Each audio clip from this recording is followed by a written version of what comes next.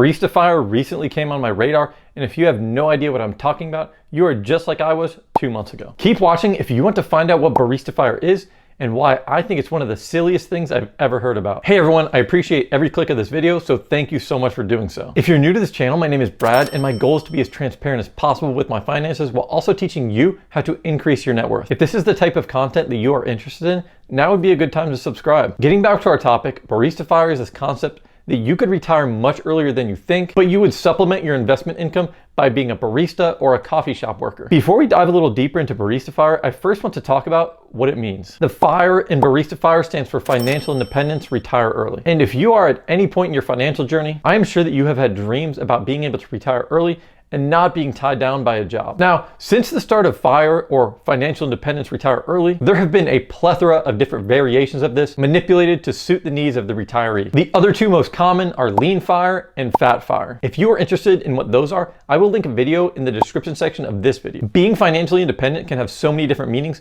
depending on who you are and where you live. For example, if you lived in Vietnam and you were single, you might have a financial independence number significantly lower than a family of 5 living in New York City. But here's the core of financial independence. Do your investments pay you more money than you spend? If that is the case, then you are financially independent. It's as simple as that. When I first started having an interest in retiring early, I had a target number of $1 million.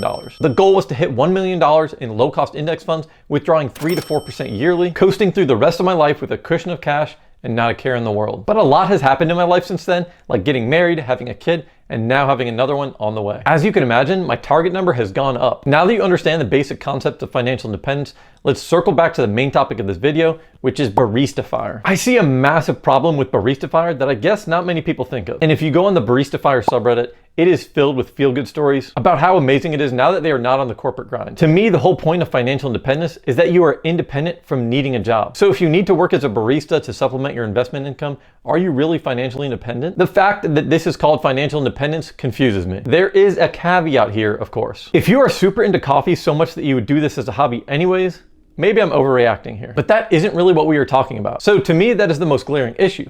But there is another problem that doesn't really make sense to me. One of the main driving factors of becoming financially independent and retiring early is that you need a high-paying job in the first place. And getting a high-paying job requires hours of either schooling or working hard at honing a particular skill, like, for example, computer programming. In order to fuel your hopes of retiring early, you're going to need to be putting away good money every year in order to have a chance at it. So my issue here is, why would somebody in a highly skilled position want to turn off the faucet and become a barista, likely making $15 an hour, if that? If you have a job that makes good money, chances are it requires a very in-demand skill that many companies would pay big money for, meaning that you probably have leverage. Is it enough leverage to negotiate down to 10 hours per week?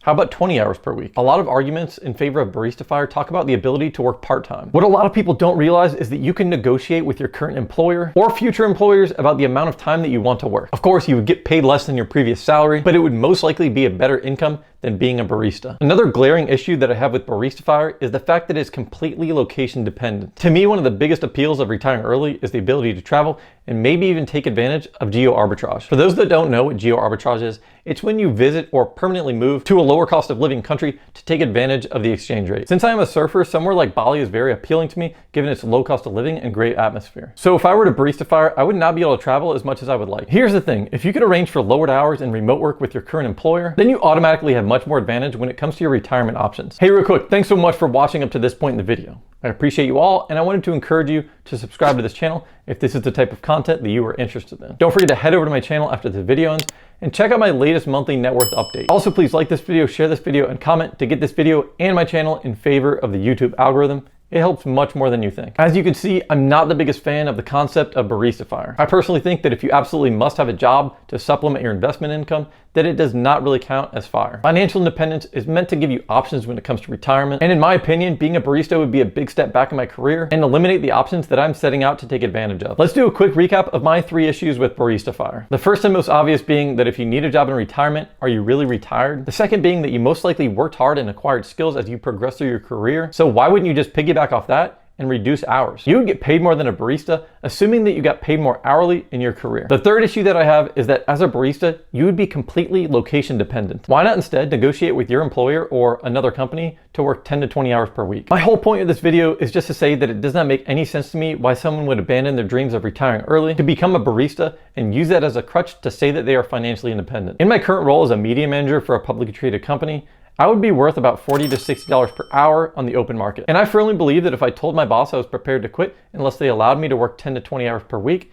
they would accept the arrangement. So before you jump ship and go full on with Baristifyer, please consider what I said in this video. This is not a dig at those who are currently or plan on becoming Baristifyer. If you are happy with your stage in life, then really, who am I to judge? At the end of the day, I make these videos to educate and inspire you to build your net worth and become financially independent. I hope you find value in this. That's it for now. Until next time, keep at it.